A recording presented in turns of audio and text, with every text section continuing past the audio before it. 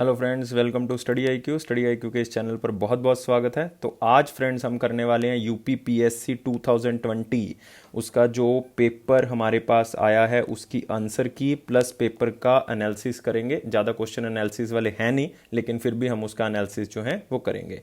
तो उसके अंदर हम कौन सा सेट डिस्कस करने वाले हैं दोस्तों? हम सेट डिस्कस करने वाले हैं बी। हम सेट बी डिस्कस करने वाले हैं और उसके क्वेश्चंस को देखते हैं और क्या सही आंसर रहेगा।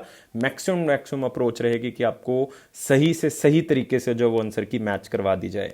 और हम स्टार्ट करते हैं फिर पहले क्वेश्चन के साथ। हमारे पास पहला क्वेश्चन था सेट बी का, which of the following rivers is a trans Himalayan river. निम्नलिखित में से कौन सा एक नदी हिमालय पार नदी है? तो ये आपने मुझे बताना था आंसर। बहुत ही सिंपल आंसर था इसका, और मतलब इन्होंने पूछा था कि हिमालय से नहीं निकलती, ट्रांस हिमालय से निकलती है, हिमालय के पार से निकलती है। तो आंसर इसका बहुत सिंपल था। आंसर क्या था इसका? सतलुज था। क्योंकि जो झेलम नदी है वो बेसिकली आपको पता है जम्मू कश्मीर पीर पंजाल रेंज से निकलती है और वो वेरीनाग लेक से निकलती है और वो जम्मू कश्मीर में है। गंगा आपको पता है गंगोत्री ग्लेशियर से निकलती है और वो उत्तराखंड वाली साइड से आती है। और रावी जो है वो आपको पता है कि कहाँ से निकल रही है। रावी का जो बेसिकली निकलने का सोर्स है वो हिमाचल प्रदेश से है, जो कि रोहतांग पास से है। तो इसलिए जो हिमाचल के परे से निकलती है वो केवल कौन सी बची? सतलुज। क्योंकि ये कहां से निकलती है? ये निकलती है कैलाश पर्वत वाली साइड से, तिब्बत से निकलती है, रक्षताल लेक से जो है वो ओरिजिनेट होती है। तो आंसर क्या होगा इसका? करेक्ट आंसर होगा बी आंसर होगा। दूसरे क्वेश्चन के ऊपर आते हैं। With reference to the detailed report of tiger census 2018। देखो आपने इसको ये नहीं समझना कि 2018 का क्वेश्चन है, क्योंकि इस रिपोर्ट को रिलीज गवर्नमेंट ऑफ इंडिया की तरफ से किया गया है जुलाई 2020 में। जुलाई 2020 में इसको रिलीज किया गया है। इसमें से कौन सी स्टेटमेंट करेक्ट है ये आपने बतानी थी। तो पहली थी इंडिया है 70% of total global tiger population. जब ये सेंसस कंडक्ट किया जा रहा था उस टाइम पे एस्टिमेशन थी कि 75% होगा, लेकिन जब रिपोर्ट आई तो 70% of the total global tiger population जो है वो सामने है। तो पहली स्टेटमेंट जो है वो बिल्कुल करेक्ट है। और प्रकाश जावड़ेकर जी जो हमारे union minister of environment, forest और क्लाइमेट चेंज है, उन्होंने बताया था कि हमारे पास 2967 टाइगर्स हैं पूरे इंडिया में, और वो पूरे वर्ल्ड की 70% पॉपुलेशन को क्या करता है? होल्ड करता है। और उन्होंने साथ में ये भी बताया था, क्योंकि इससे पिछला सेंसस जो है वो 2014 का था, तो 2014 से लेके 18 तक जो है वो 33% इंक्रीज हो चुका है। कितना इंक्रीज हुआ है? 33% जो है वो टाइगर जो है वो क्या हो गया? इंक्रीज हो गया। और ये भी आपको बताया गया था कि मध्य प्रदेश में जो है वो सबसे ज्यादा है, 526 मतलब 526 टाइगर्स हैं, और कर्नाटका में जो है वो 524 टाइगर हैं। तो पहली स्टेटमेंट दोस्तों बिल्कुल क्या होगी? करेक्ट होगी।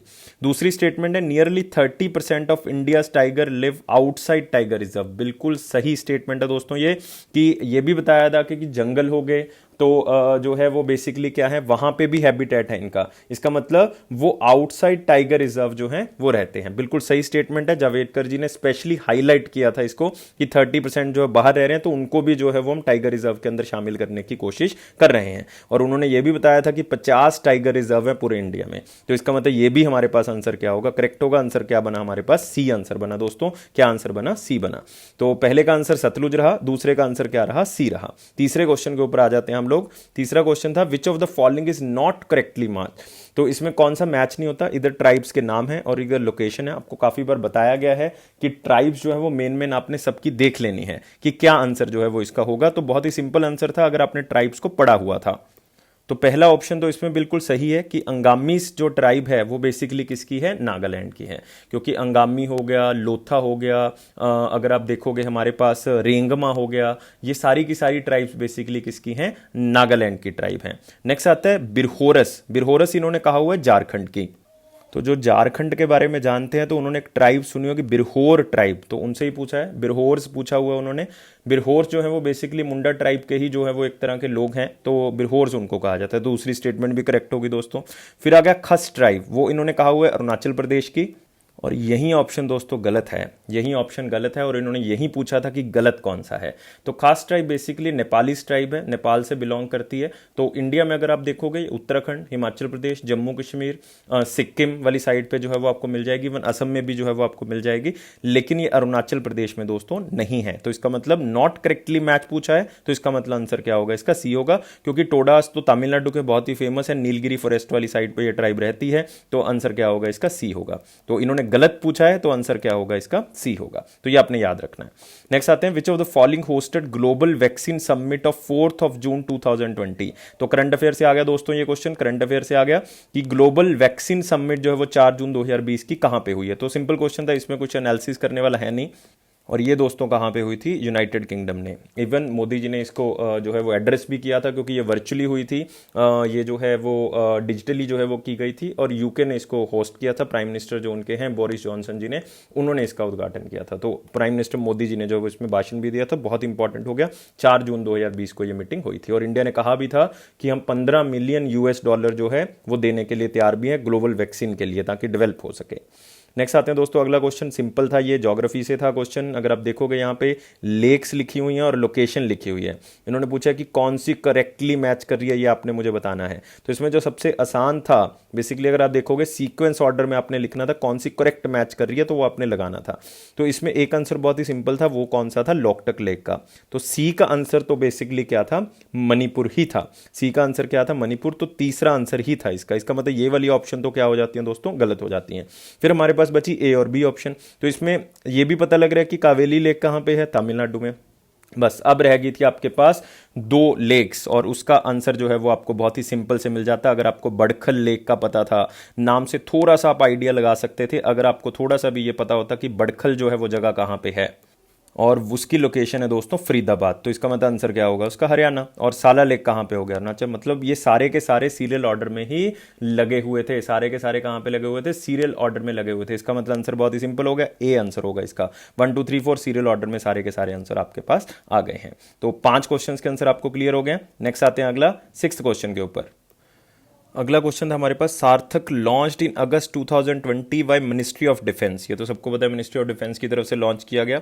Government of India relates to which of the following. ये सार्थक जो है वो इसमें से क्या है, बॉम्ब है, rocket launcher, offshore petrol vessel है, या फिर लाइट कॉम्बैट एयरक्राफ्ट है। इसका दोस्त आंसर क्या है, इसका आंसर है ऑफशोर पेट्रोल वेसल। ये टोटल 5 जो है ऑफशोर पेट्रोल वेसल जो है वो बनानी है, जिसमें से चौथी है, ऑलरेडी 3 हमारे पास बन चुके हैं, चौथी ऑफशोर पेट्रोल वेसल है ये। और याद रखना है ये बहुत ही इंपॉर्टेंट रहा, ये भी अगस्त महीने की न्यूज है। और अगर आप देखोगे मैक्सिमम क्वेश्चन जो करंट अफेयर के आए हैं वो अगस्त महीने के, उन्होंने बहुत ज्यादा क्वेश्चन पूछे हुए हैं। और ये मेक इन इंडिया कंसेप्ट को प्रमोट करती है, आत्मनिर्भर भारत को प्रमोट करती है, क्योंकि इसको गोवा शिपयार्ड लिमिटेड ने जो है वो बनाया है। गोवा शिपयार्ड लिमिटेड ने इसको बनाया, और इसमें 70% चीजें जो हैं वो इंडिया की ही यूज की गई हैं। तो आत्मनिर्भर भारत का जो सपना है वो बेसिकली इसके अंदर जो है वो साकार होगा। तो यही बेसिकली इसकी न्यूज थी, ऑफशोर पेट्रोल वेसल। अगला क्वेश्चन हमारे पास, given below the 2 statements, one is labelled at assertion and other क्या है, रीजन है। एक कथन है, एक कारण है। तो आपने बताना है, Ahmedabad is the largest centre of cotton textile industry in India. देखो, अगर आप एनसीईआरटी के अकॉर्डिंग देखोगे तो असर्शन जो है वो ट्रू आता है, लेकिन अगर आप वैसे देखोगे अहमदाबाद जो है वो सेकंड नंबर पे आता है, गुजरात जो है वो सेकंड नंबर पे आता है, महाराष्ट्र मतलब मुंबई जो है वो बेसिकली लार्जेस्ट सेंटर है कॉटन टेक्सटाइल का पूरे इंडिया के अंदर। तो इसका मतलब हम पहली स्टेटमेंट को जो है वो गलत मान लें, लेकिन ये 101% श्योर नहीं है, क्योंकि एनसीईआरटी के अकॉर्डिंग अहमदाबाद आता है, अदरवाइज जो है मुंबई आता है। लेकिन अकॉर्डिंग टू मी जो ये असर्शन है वो क्या होना चाहिए, गलत होना चाहिए। Ahmedabad is located in the major cotton growing region of India, so it has no problem of raw material. दूसरी स्टेटमेंट जो है वो बिल्कुल क्या है, सही है। तो मेरे ख्याल से आंसर क्या होगा, डी होगा। अगर डी नहीं होगा तो फिर आंसर क्या होगा, ए होगा। मतलब आंसर ए या डी में होगा, लेकिन मेरी श्योरिटी जो है वो ज्यादातर किस तरफ जा रही है, डी की तरफ जा रही है। मतलब मैं 90% श्योर हूं कि आंसर क्या होना चाहिए, डी होना चाहिए। अगर एनसीईआरटी से पूछा गया फिर ए होना चाहिए आंसर, लेकिन अगर करंट के हिसाब से पूछा गया तो डी होना चाहिए। तो आप जो है वो डी के अकॉर्डिंग जो है वो चेक कर सकते हो। नेक्स्ट आते हैं, फिर से करंट अफेयर से क्वेश्चन पूछा गया, विच of the following state government has started पशु किसान क्रेडिट कार्ड। फिर से सिंपल क्वेश्चन था, जिन्होंने करंट अफेयर पढ़ा हुआ है वो आंसर दे सकते हैं सिंपल क्वेश्चन के अंदर। और ऐसा पशु किसान क्रेडिट कार्ड लॉन्च करने वाली सबसे पहली स्टेट कौन सी थी इंडिया में, हरियाणा। तो याद रखना है हरियाणा, क्योंकि इसमें 3 लाख रुपए अप टू 3 लाख रुपीस जो है वो लोन देने का प्रावधान था, और इसमें 7% एनुअल जो है वो इंटरेस्ट लगना था उस लोन के ऊपर। लेकिन उस 7% में से 3% इंटरेस्ट जो है वो गवर्नमेंट पे करेगी। इसका मतलब जो बंदा किसान क्रेडिट कार्ड यूज करेगा उसको सिर्फ कितने % इंटरेस्ट देना है, उसको सिर्फ 4% इंटरेस्ट देना था, क्योंकि 3% उसमें से कौन देगी, गवर्नमेंट देगी। और ये बफेलो के लिए, काओ के लिए, पिग के लिए और हेन के लिए, मतलब मुर्गियों के लिए जो है वो इसको लॉन्च किया गया था। तो ये इसका आंसर क्या था, हरियाणा। अगला क्वेश्चन था विच one of the following is the youngest mountain range of India. Youngest भाई कहाँ पे है, नॉर्थ में है, तो इसका आंसर तो बहुत सिंपल था, जो हिमालयस हैं वो यंगेस्ट माउंटेन्स हैं, तो आंसर क्या था इसका, हिमाद्री रेंज। बहुत ही सिंपल था, हिमाद्री। 3 रेंजेस है हिमालय की, एक हमारे पास हिमाद्री हो गया, एक हिमाचल हो गया, एक शिवालिक्स हो गया, तो इन तीनों रेंजेस में तीनों की तीनों यंगेस्ट हैं, लेकिन इन्होंने एक पूछ लिया तो हिमाद्री रेंज आंसर आएगा। अरावली तो भाई हमारे पास क्या है, अरावली जो रेंज है वो ओल्ड फोल्ड है, क्योंकि उसकी हाइट क्या हो रही है, कम हो रही है। वेस्टर्न घाट और विद्यान रेंज हो ही नहीं सकता, साउथ में है, तो ऐसा आंसर नहीं बन सकता ये। नेक्स्ट आते हैं अगला आंसर, अगला क्वेश्चन। 27 जुलाई 2020, जुलाई से करंट अफेयर पूछ लिया उन्होंने। Minister of India virtually inaugurated 3 new Indian council of medical research high end testing laboratory for कोविड-19 test which are the following places. देखो ऐसी बहुत सी खोली गई हैं, लेकिन यहां पे स्पेसिफिकली कहा गया है कि Indian council of medical research का आपने बताना है, जो भारतीय चिकित्सा अनुसंधान परिषद है उनकी तरफ से जो है वो 3 लेबोरेटरीज जो है, हाई एंड लेबोरेटरीज जो है वो बनाई गई हैं। तो आपने बताना था कि वो कहां पे बनाई गई हैं, और अगर आप इसमें से एलिमिनेट करते भी तो एक तो भाई यूपी में होगी ना, तो इसका मतलब एक आंसर तो यहाँ पे क्या होना चाहिए था, नोएडा। तो अगर आप देखो नोएडा और किसी भी ऑप्शन में नहीं है, तो अगर आप स्मार्टली भी थोड़ा सा आंसर लगा देते, नहीं भी आपको आता था तब भी आपका आंसर आ जाता, क्योंकि मोदी जी ने इसको एनोग्रेट किया था, खुद एनोग्रेट किया, तो इसका मतलब बहुत ही सिंपल था। तो और टेस्टिंग ये हाई एंड लैब्स थी, ताकि जो भी सैंपल्स आ रहे हैं उसको फटाफट जो है वो टेस्ट करके जो है भेजा जा सके। तो आंसर क्या है इसका, कलकत्ता, नोएडा और मुंबई। कलकत्ता, नोएडा और मुंबई। तो सिंपल था ये क्वेश्चन जो है वो था करंट अफेयर में, लेकिन सिंपल था अगर आप स्मार्टली आंसर इसको करते। नेक्स्ट क्वेश्चन है, अगर आपने एक आधा भी इसमें से सुना हुआ है तो आप थोड़ा बहुत जो है वो गेस लगा सकते थे इसमें, लेकिन थोड़ा सा डिफिकल्ट जो है वो उन्होंने पूछा है कि जो आम तौर पे नेशनल पार्क के नाम जो है वो सामने नहीं आते। तो हमारे पास एक तरफ नेशनल पार्क्स थे, एक तरफ स्टेट्स थी, तो आपने बताना था कि कौन सा नेशनल पार्क जो है वो किसके साथ मैच कर रहा है। तो सिंपल था क्वेश्चन। तो इसमें सबसे पहले था इंद्रावती। इंद्रावती जो नेशनल पार्क है वो बीजापुर डिस्ट्रिक्ट में आता है, और वो कहाँ पे है, छत्तीसगढ़ में। वो कहाँ पे है, छत्तीसगढ़ में। तो आंसर यहाँ से क्लियर हो जाता है, छत्तीसगढ़। तो इसका मतलब ए का तो क्या आएगा, 4th। इसका मतलब ये ऑप्शन क्या होगी, गलत होगी। फिर उसके बाद आ गया मौलम। मौलम जो है वो बेसिकली कहाँ पे है, गोवा में है। तो इसका मतलब आंसर हमारे पास बी का क्या बनेगा, 3rd बनेगा। तो बी का अगर 3rd आ गया तो इसका मतलब आंसर आपके पास क्लियर है कि आंसर क्या होगा, ए होगा। कालेसर जो है वो बेसिकली मौलम के साथ ना एक वहां पे और भी फेमस है, दैट वाज भगवान महावीर। वो भी मौलम और भगवान महावीर 2 गोवा में है। ये आपको बार बार जो है वो करंट अफेयर में करवाया जाता है। फिर कालेसर जो हमारे पास आ गया, कालेसर जो है वो हरियाणा में आ गया। कालेसर हरियाणा में आएगा तो 2nd आ जाएगा। बेतवा जो है छोटा नागपुर प्लेटू वाली साइड पे अगर आप देखोगे तो वहां पे आपको मिलेगा, और वो कहां पे आ गया, झारखंड। तो आंसर क्या होगा दोस्तों, इसका ए होगा। तो 11th का आंसर क्या आएगा, ए आएगा।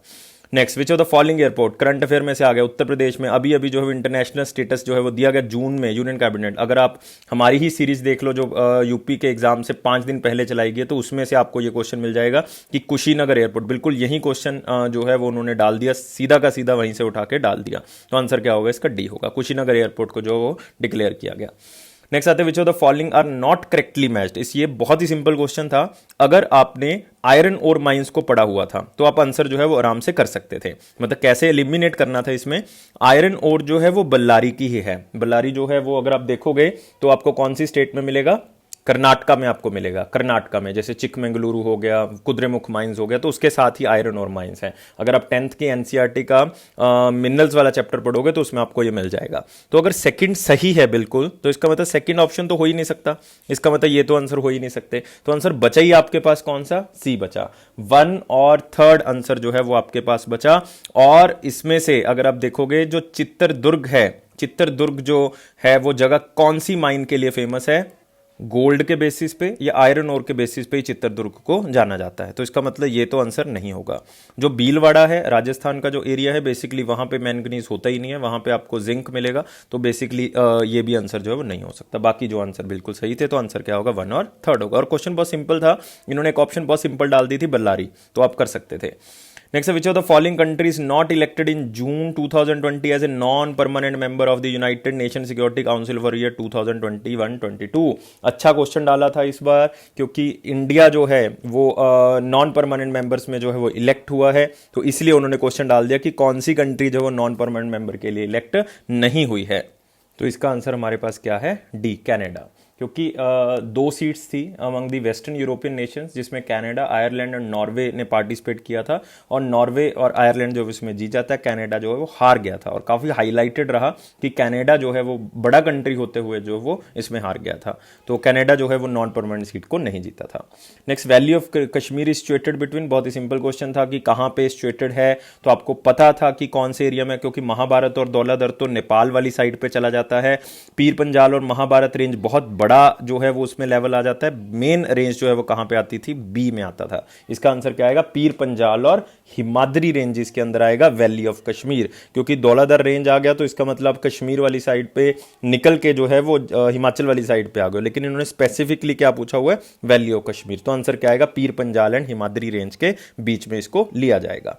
नेक्स्ट क्वेश्चन के ऊपर आते हैं, 16th क्वेश्चन के ऊपर। न्यू एजुकेशन पॉलिसी के बारे में दोस्तों जो है वो क्वेश्चन पूछ लिया है। न्यू एजुकेशन पॉलिसी के बारे में तो याद रखना है, न्यू एजुकेशन पॉलिसी जो है वो यूनियन कैबिनेट की तरफ से अप्रूव की गई है, तो मे बी उसको नेक्स्ट ईयर या 2022 तक मोदी जी कह रहे हैं शायद लॉन्च किया जाए। लेकिन जो किसने हेड किया था, तो बहुत ही सिंपल था कि किसने हेड किया था, के कस्तूरी रंगन कमेटी ने जो है वो इसको हेड किया था, बिल्कुल सही है। और दूसरा ऑप्शन था, it will replace the previous education policy which has followed since last 38 years. तो यहाँ पे 38 वर्ड जो है वो गलत है, क्योंकि अगर आपको पता था इससे पहले वाली 1986 है, तो इसका मतलब 34 ईयर्स हुए हैं 2020 के हिसाब से। तो इसका मतलब आंसर क्या होना चाहिए, ओनली ए होना चाहिए। दूसरा ऑप्शन जो है वो क्या है, गलत है। ओनली आंसर क्या आएगा, ए आएगा। तो आपको याद होना चाहिए कि ओनली आंसर क्या आना चाहिए, इसका ए। अगर आपको ये भी पता था 1986 वाला, तो आप आंसर लगा सकते थे। नेक्स्ट क्वेश्चन आते हैं, which of the following tributaries of river Yamuna are arrange from west to east. मतलब आपने क्या लगाना है, वेस्ट टू ईस्ट की तरफ लगाना है। तो इसका आंसर बहुत ही ज्यादा सिंपल था, ये आप दे सकते थे आंसर अगर आपको थोड़ा सा याद हो, जिस तरह से हमने आपको करवाया था। और हमने आपको करवाया था कि चंबल, सिंध, केन और बेतवा। और अगर आप देखोगे इसको, अगर आप इसको लगाओगे सीरियल ऑर्डर में, मतलब ये 4 रिवर्स हैं, इसको सीरियल ऑर्डर में आपने लगाना है, वेस्ट टू ईस्ट लगाना है। आपको चारों पता तो लग गई, लेकिन आपने लगाना क्या है, सीरियल ऑर्डर में लगाना है। तो किस तरह से आप इसको लगाओगे, तो सबसे पहले तो आपको पता था कि इधर वाली साइड से कौन सी आती है, चंबल आती है, फिर कौन सी आती है, सिंध आती है, फिर कौन सी आती है इसके बाद बेतवा, बेतवा के बाद कौन सी आएगी, केन आएगी। तो ये सीरियल ऑर्डर जो है वो आपके पास था, चंबल, सिंध, बेतवा, केन। तो इसको आपने याद करना था, और इसको करवाया गया था CSK के नाम से, CSK और बीच में क्या आना था, बेतवा। तो ये आपने याद रखना था। अगर जिनको पता था कि चंबल सबसे वेस्ट में है, तो वो आंसर लगा सकते थे, क्योंकि पहली ऑप्शन जो है वो एक ही में थी। तो बहुत ही सिंपल क्वेश्चन मानूंगा मैं इसको, अगर जिनको सारी ऑप्शंस के बारे में भी पता था, थोड़ा बहुत भी पढ़ा हुआ था। नेक्स्ट, फिर से करंट अफेयर, फिर से अगस्त में क्वेश्चन आ गया कि इलेक्ट्रिक व्हीकल पॉलिसी जो है वो कौन सी स्टेट या यूनियन टेरिटरी की तरफ से पास की गई है। तो ये भी आंसर आप स्मार्टली करते तो आंसर हो जाता। काफी बच्चे उत्तर प्रदेश लगाए कि उत्तर प्रदेश का एग्जाम है तो उत्तर प्रदेश आंसर आएगा, नहीं भाई ऐसा नहीं है, क्योंकि सबसे ज्यादा पोल्यूशन का लेवल जो देखा गया इन चारों में से, वो कहां पे देखा गया, दिल्ली में। तो ये कौन सी यूटी ने पास की थी, मतलब या स्टेट ने पास की थी, तो वो आंसर क्या आएगा, दिल्ली आएगा, क्योंकि उन्होंने 2 व्हीलर्स के लिए खास करके फोकस किया है, या जो पब्लिक और शेयर्ड व्हीकल्स हैं कि वो इलेक्ट्रिक व्हीकल्स होने चाहिए, ताकि ज्यादा से ज्यादा काम जो है वो इलेक्ट्रिक व्हीकल्स पे और पोल्यूशन का लेवल क्या हो जाए, कम हो जाए। और स्पेशली अरविंद केजरीवाल जी ने कहा था कि जहां पे सबसे ज्यादा लोग जो ट्रेवल करते हैं, लाइक जहां पे मास कैटेगरी जो है वो ट्रेवल करती है, उसको क्या करना है, हमने पोल्यूशन फ्री करना है। तो ये बेसिकली उसका मतलब था। नेक्स्ट आ जाओ, विच of the following is not correctly matched. तो एक तरफ कंट्री बताई है, एक तरफ आयरन प्रोड्यूसिंग एरिया बताए हुए हैं। तो इतना ज़्यादा मैं कहूँगा आसान क्वेश्चन नहीं था ज्योग्राफी का, ये क्वेश्चन जो है वो डिफिकल्ट सेक्शन में मैं लूँगा इसको। तो आपको बताया हुआ है कि क्या आंसर जो है वो इसका होना चाहिए, नॉट करेक्टली मैच जो है वो होना चाहिए। तो इसमें एक आंसर मतलब अगर आपने वर्ल्ड वॉर सेकंड के बारे में थोड़ा सा पढ़ा हुआ है, तो वहाँ पे आता है नॉर्मेंडी माइंस। नॉर्मेंडी एरिया जो है वो फ्रांस का, वो जर्मनी के पास जाते जाते जो है वो रह गया था वर्ल्ड वॉर सेकंड के दौरान। तो इसलिए जो है वो ये आंसर होगा सी, क्योंकि ये कहाँ पे है, नॉर्मेंडी फ्रांस में है, ना कि कहाँ पे है, जर्मनी में। तो नॉर्मेंडी जो है वो इसका आंसर आएगा, सी आंसर आएगा। बाकी सारी चीज़ें बेसिकली जो पायरनीज भी है, ये भी कोई ज़्यादा करेक्ट इन्होंने ऑप्शन नहीं दिया हुआ, कंफ्यूजिंग ऑप्शन था, क्योंकि बेसिकली एक माउंटेन रेंज के अंदर जो है वो मेटेलिक ओर्स जो है वो यहाँ पे पाई जाती है। लेकिन ये इंपॉर्टेंट जो है वो माइंस के लिए नहीं है ज्यादातर, वो किसके लिए ज्यादा फेमस है, आप कहोगे माउंटेन के लिए ज्यादा फेमस है। लेकिन हाँ, यहाँ पे आयरन और माइंस जो है वो हैं, लेकिन ये एक कंट्री के अंदर नहीं आता फिर से, क्योंकि पायरनीज जो माउंटेन्स हैं ये 3 एरियाज में आती हैं, ये स्पेन में भी आता है, पार्ट फ्रांस में भी आता है, लेकिन इन्होंने फ्रांस लिखा हुआ, देन आंसर जो है वो सही आएगा। नेक्स्ट आता है which of the following Indian foundation has received the food vision 2050 prize in August 2020। अगस्त, भाई जिन्होंने न्यूज़ पढ़ी हुई है उनकी चांदी हो गई है, और अगस्त वाला ये प्राइज जो है वो किसको मिला था, Food Vision Prize 2050, that is the Nandi Foundation. याद रखना आंसर क्या होगा इसका, बी आंसर होगा, नांदी फाउंडेशन होगा, नांदी फाउंडेशन। इन्होंने ट्राइबल फार्मर्स के ऊपर काम किया है, बेसिकली इनको कहा जाता है अराकू नॉमिक्स, एक जगह आप कह सकते हो अराकू आंध्र प्रदेश के अंदर, तो वहां पे जो है वो इन्होंने इस मॉडल को स्टार्ट किया था, अराकू नॉमिक्स कहा जाता है, जहां पे ट्राइबल फार्मर्स के साथ मिलकर जो है वो काम किया जाता है, और ये 20 साल से ऐसा कर रहे हैं, इसलिए नांदी फाउंडेशन को ये प्राइज जो है वो दिया गया है। नेक्स्ट क्वेश्चन आते हैं 21st क्वेश्चन के ऊपर आते हैं दोस्तों, और 21st हमारे पास क्वेश्चन है which of the following region of the world the production of citrus fruit is well developed. ये आपको मिलेंगे अगर आप देखोगे, इधर फ्रांस हो गया, इधर आप देखोगे इजिप्ट वाली साइड पे हो गया, यहाँ पे आपको सिट्रस फ्रूट जो है वो सबसे ज़्यादा मिलते हैं। तो अगर मानसून रीजन होता तो इंडिया में मिलते हैं ना ज़्यादा, तो ए ऑप्शन तो गलत हो गया। इक्वेटोरियल रीजन होता तो भी जो है वो आंसर क्या आता, इंडिया के पास आता या अफ्रीका वाली साइड पर मिलते, लेकिन ये भी आंसर जो है वो क्या है, गलत है। तो आंसर हमारे पास बचा या तो बी या फिर क्या बचना था, सी। तो ट्रॉपिकल हाईलैंड रीजन्स, तो ट्रॉपिकल एरियाज बेसिकली कौन से होते हैं, अगर आप देखोगे जो इक्वेटोरियल रीजन होते हैं उन्हीं के साथ वाला एरिया जो है वो कौन सा होता है, ट्रॉपिकल रीजन होता है। तो ऐसा नहीं है कि वहां पे मिलेंगे ट्रॉपिकल, क्योंकि वहां पे तो मानसून ऑलरेडी क्या होता है, ज्यादा होता है। तो आंसर क्या आ गया, मेडिटेरेनियन रीजन, जो मेडिटेरेनियन सी है उसके आसपास वाले एरिया है उसमें आपको सिट्रस फ्रूट जो है वो सबसे ज्यादा मिलेंगे। नेक्स्ट आते हैं अगला question, first ever containment ship from Calcutta port to Agartala was sent through which one of the following port of Bangladesh. Important था, जब बांग्लादेश के एक पोर्ट से जो है वो पहला शिपमेंट भेजा गया था, काफी न्यूज में रहा, और वैसे भी हम बांग्लादेश के साथ जो है वो अपने फ्रेंडली बिहेवियर बढ़ा रहे हैं, बिकॉज चाइना को टैकल हमने करना था, तो इसलिए जो है वो ये जुलाई में बहुत ज्यादा न्यूज में रहा था। और इसके लिए यूज़ किया गया था बांग्लादेश का कौन सा पोर्ट, चिटागोंग पोर्ट। आपने हिस्ट्री में चिटागोंग आर्मरी सुना होगा, और ये नाम है चट्टोग्राम या चिटागोंग, एक ही बात है। मेरे ख्याल से न्यूज़ में काफ़ी न्यूज़पेपर्स ने चट्टोग्राम जो है वो वर्ड यूज़ किया था, अदरवाइज चिटागोंग भी जो है वो आप कह सकते हो। इसके लिए बांग्लादेश के 2 पोर्ट यूज़ करने थे उन्होंने, एक तो चट्टोग्राम चिटागोंग पोर्ट यूज़ करना था, एक मोंगला पोर्ट जो है वो यूज़ करना। ये दोनों पोर्ट जो है वो बांग्लादेश के सिलेक्ट किए गए थे। इधर से अगर आप देखोगे अगरतला और कलकत्ता पोर्ट जो है वो सिलेक्ट हुआ था, ताकि दोनों में फ्रेंडली रिलेशन जो है वो क्या हो सके, इंक्रीज हो सके। तो ये बेसिकली नॉर्थ ईस्टर्न साइड से कनेक्ट करना है बांग्लादेश को, तो उसके थ्रू जो है वो ये किया गया। तो चिटागोंग एयरपोर्ट था इसका आंसर। आंसर क्या होगा, करेक्ट डी आंसर होगा। नेक्स्ट आते हैं इसके बाद, इन्होंने पूछा है कि एक तरफ ट्रॉपिकल साइक्लोन्स है, एक तरफ कंट्रीज हैं। तो बहुत ही सिंपल सा क्वेश्चन है ये। तो इसमें सबसे सिंपल आंसर जो था वो था विली विली। विली विली जो है वो कहाँ पे कहा जाता है, ऑस्ट्रेलिया में कहा जाता है। तो डी का आंसर क्या था, फर्स्ट। तो इसका मतलब ये ऑप्शंस क्या हो जानी चाहिए आपके पास, आउट हो जानी चाहिए, बिल्कुल आउट हो जानी चाहिए। फिर आपके पास आता है हरिकेन। हरिकेन्स का आंसर क्या था, यूनाइटेड स्टेट्स ऑफ अमेरिका। इसका मतलब बी का आंसर क्या आ जाना चाहिए, 4 आ जाना चाहिए। तो बी का आंसर भी जो है वो आपके पास क्या आ गया, 4 आ गया। तो आपके पास आंसर क्या बना, बी आंसर बना गाइस। तो 23 का क्या आएगा, बी आंसर आएगा। तो टाइफून जो है वो कहाँ पे कहा जाता है, टाइफून्स कहा जाता है चाइना के अंदर, और बुआलिस किसके अंदर कहा जाता है, जो बागोइस है वो कहा जाता है फिलीपींस के अंदर। तो ये नाम है। अगर आप 2 भी ऑप्शन सही दे देते तो भी आपको आंसर जो है वो क्लियर हो जाता। बहुत ही सिंपल क्वेश्चन मैं मानूंगा इसको, जो ज्योग्राफी से उन्होंने डाल दिया। नेक्स्ट आते हैं, among the following has been awarded with the life time excellence award in the earth system science in July 2020 by ministry of earth science and government of India. Important questions में से एक था, आपको करवाया गया है करंट अफेयर्स के अंदर, और 2-3 बार जो है वो बताया गया है कि ये आंसर जो है वो इसका होगा। तो ये अवार्ड दिया जाता है मेजर साइंटिफिक कॉन्ट्रीब्यूशंस के लिए, बहुत ही बड़े साइंटिस्ट या इंजीनियर्स को ये दिया जाता है, और इसीलिए इसको अर्थ सिस्टम साइंस के नाम से जो है वो जाना जाता है। और ये आंसर क्या आएगा, अशोक सान्नी जी। आंसर डी इसका करेक्ट है, क्योंकि जो सुरेश बाबू जी आप नाम देख रहे हो पहले नंबर पे, उनको भी मिला है ये अवार्ड, लेकिन उनको एटमॉस्फेरिक साइंस और टेक्नोलॉजी के विषय में मिला है। जो PNL राजू जी आप देख रहे हो, इनको इस बार जो है ये अवार्ड जो है वो नहीं मिला था, और PS खुशवाहा जी जो आप देख रहे हो, उनको भी ये अवार्ड जो है वो नहीं मिला था। तो आंसर क्या आएगा इसका, अशोक सान्नी जी इसका आंसर आएगा। तो ये दिया किस में जाता है, ये दिया जाता है कि अर्थ सिस्टम साइंस को, या फिर जो यंग रिसर्चर्स हैं उनको जो है वो मोटिवेट किया जा सके कि वो मेजर कंट्रीब्यूशन जो है वो इन्वायरमेंट या अर्थ के फील्ड में दे सकें। नेक्स्ट आते हैं, Darling Range is situated along with following of the coast of the India. मतलब पूछा गया है कि डार्लिंग रेंज जो है वो कौन से एरिया में आती है, ऑस्ट्रेलिया के। अब ये तो सबको पता है कि डार्लिंग रेंज जो है वो ऑस्ट्रेलिया में आती है, लेकिन वो कौन से ऑस्ट्रेलिया के रीजन में आती है, स्मार्टली क्वेश्चन पूछा गया है। और बहुत ही सिंपल आंसर था, साउथ वेस्टर्न कोस्ट था दोस्तों इसका आंसर, साउथ वेस्टर्न, क्योंकि अगर आप ये ऑस्ट्रेलिया लेते हो तो यहाँ पे आपको डार्लिंग रेंज जो है वो मिलेगी। तो ये कौन सा एरिया हो गया, साउथ वेस्ट रेंज जो है वो आपके पास मिलेगा। तो साउथ वेस्टर्न कोस्ट में आपको डार्लिंग रेंज जो है वो मिलेगी।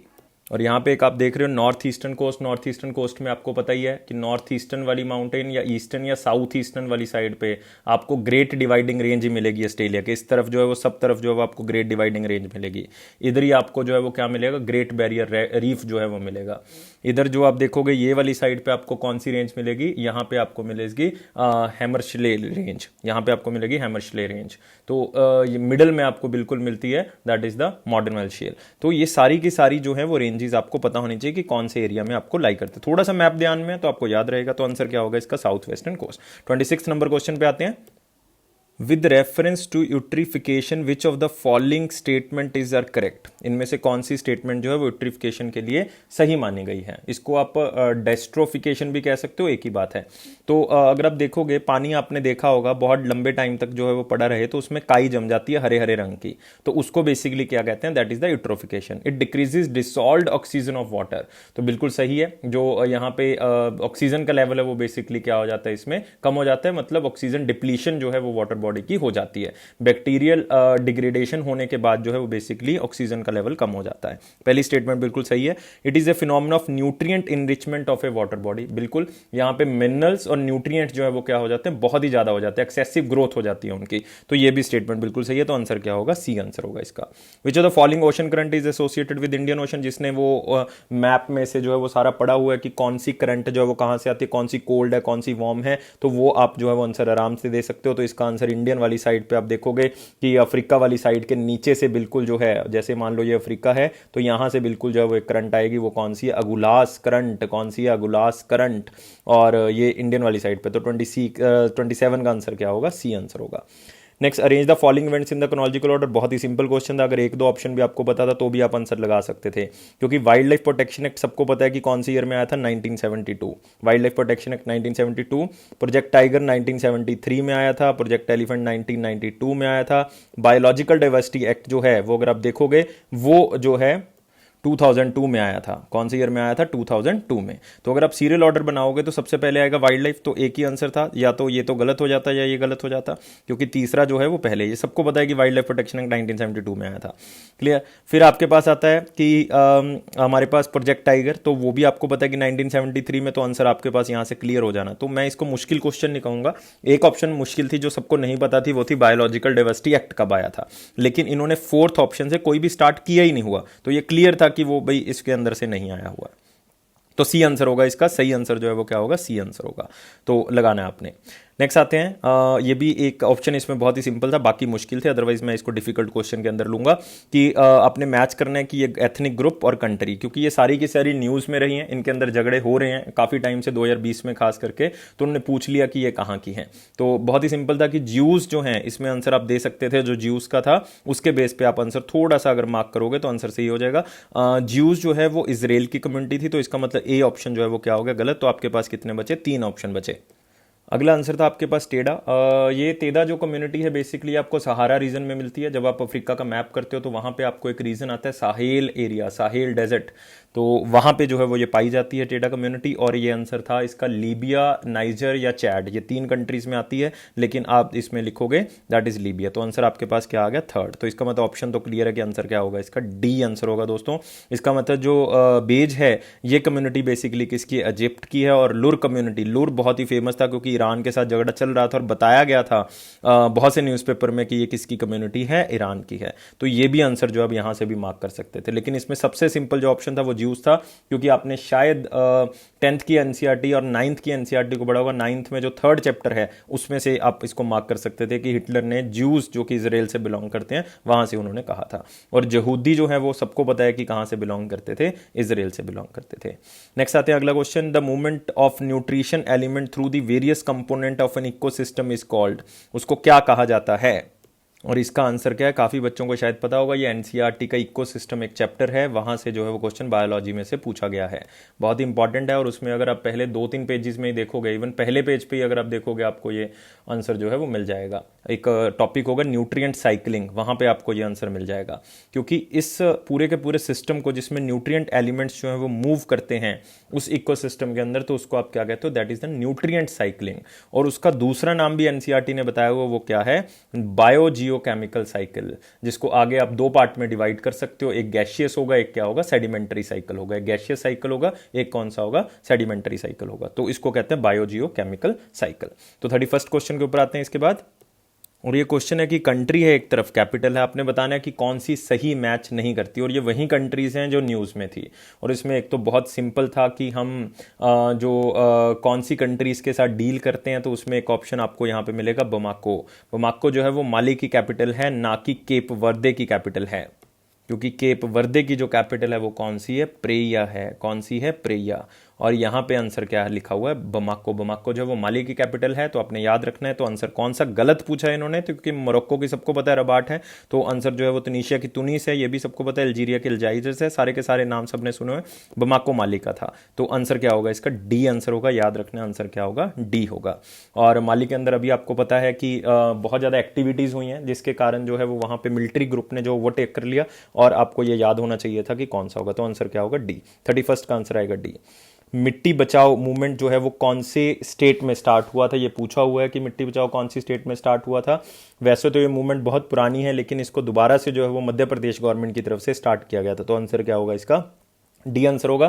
32 का आंसर आएगा डी। आपको याद होगा कि एक आंदोलन चलाया गया था, मिट्टी बचाओ किसान बचाओ अभियान जो है वो चलाया गया था। सॉइल हेल्थ कार्ड जो है वो इसमें इशू किए जाने थे, सॉइल की हेल्थ के बारे में जो है बताया जाना था, और उसी के अकॉर्डिंग फसल करवानी थी, ताकि किसानों की आय जो है वो बढ़ाई जा सके। तो आंसर क्या आएगा, होशंगाबाद मध्य प्रदेश। तो आंसर 32 का डी होगा।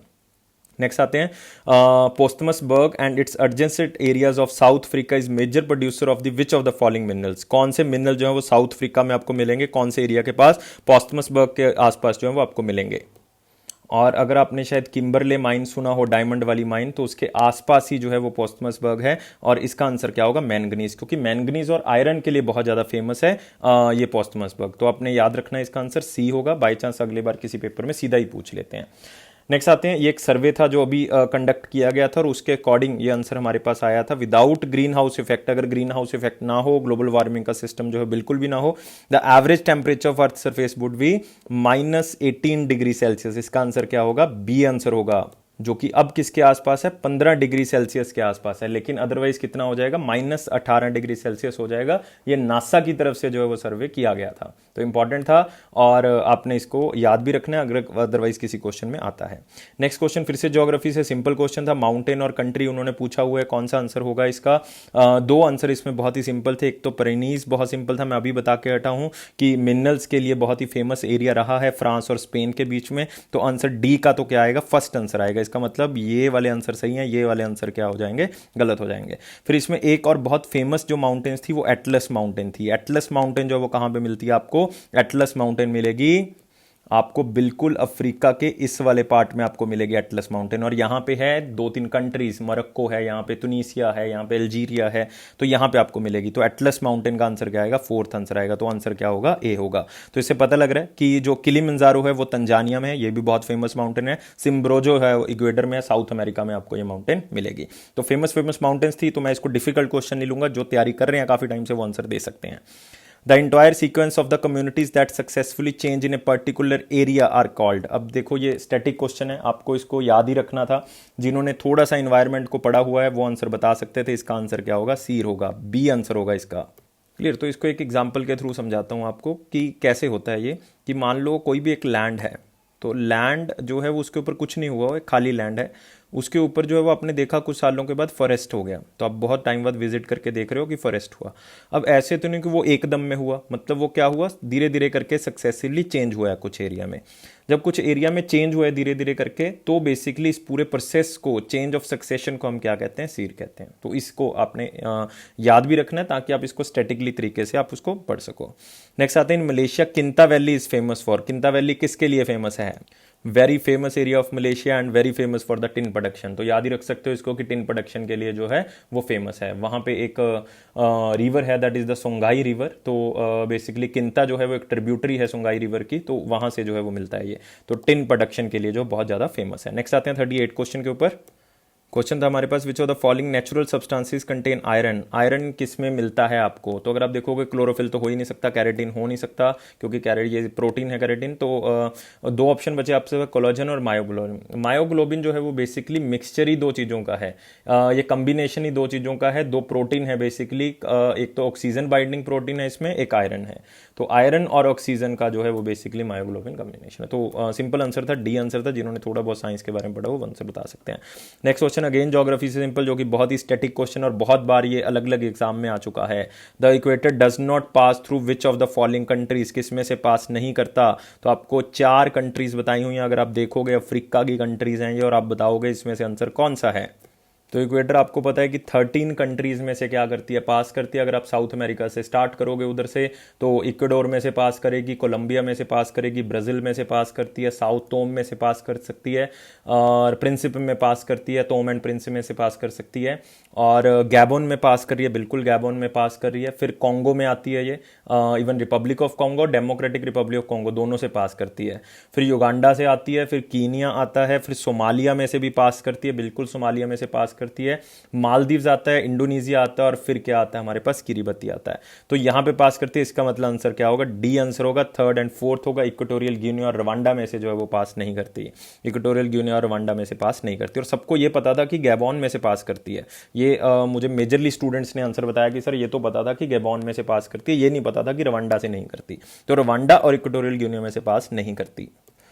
नेक्स्ट 40th नंबर क्वेश्चन आते हैं, change in the base sequence with in A gene is called. Gene के अंदर ही जो है वो सीक्वेंस में चेंज होना, बेसिकली डीएनए की बात हो रही है, तो इसको कहते हैं जेनेटिक म्यूटेशन। तो आंसर क्या आएगा, ए आंसर आएगा। स्टैटिक क्वेश्चन का आंसर बता सकते थे।